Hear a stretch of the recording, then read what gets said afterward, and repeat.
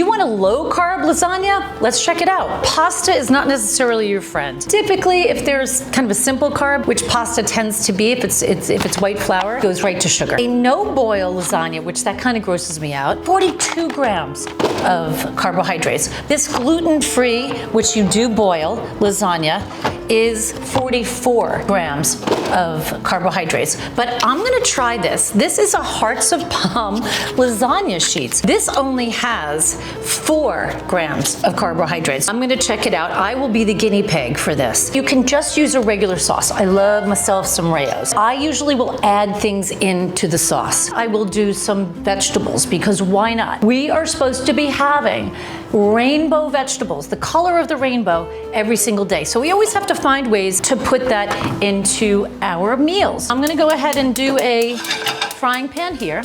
We use our olive oil or avocado oil all the time, right? We don't use other oils because they're not good for you. We put those in. And what do I use all the time? So you know I'm always putting garlic in everything. So we've got a lot of garlic in there. I always go ahead and do a little bit of onion.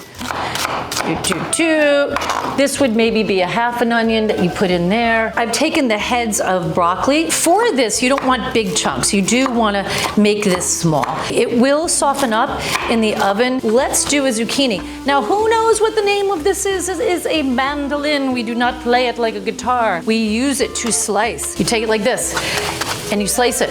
Look at how fast that is slicing. I mean, look at how fast that is. We'll do a little bit of pepper, and you really won't taste it. So for those of you that are having a hard time on this journey to eat more vegetables, let's think about ways to disguise them. You know I love my Abbott. This is the kind of fake ground beef, but it's not as processed as a lot of these other like Beyond Burger and Impossible Burger meats. What I love about this is that it's puccini mushrooms, it's salt and pepper and thyme, very simple ingredients, 18% plant protein, which is terrific. For those of you that are watching your sodium, you might not want to use this. It has 550 milligrams of sodium, which is 24% of your daily intake, but it only has 5 grams of carbs. Put a little bit more olive oil in here. You just want to soften these up. You don't have to cook them kind of completely because they are going to be going into the oven for about a half an hour. For this Hearts of Palm, it says that I just rinse and drain the lasagna sheets. What you would always do is the sauce without the veggies, okay? So you would just go and do this. You just want to layer this. And the reason for that is you want to make sure that it doesn't stick. Then you start layering. So I'm just going to be doing them like that. So you just try to figure it out side by side and you continue that way. That would be layer number 1. Layer number 2, this is where our protein comes in. My mom always used ricotta cheese. Ricotta cheese. I bought the whole and I bought the part skim. And the reason for that is I just wanted to see what the difference was in terms of the fat.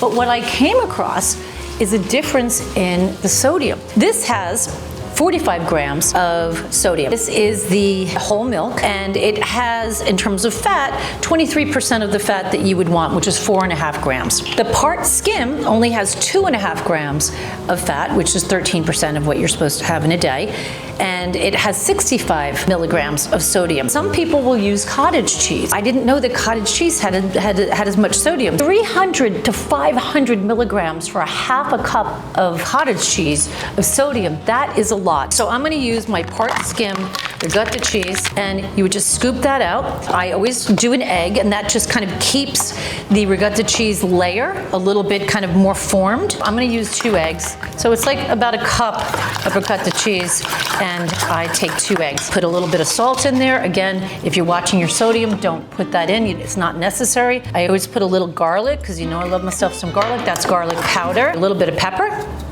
and that goes in there.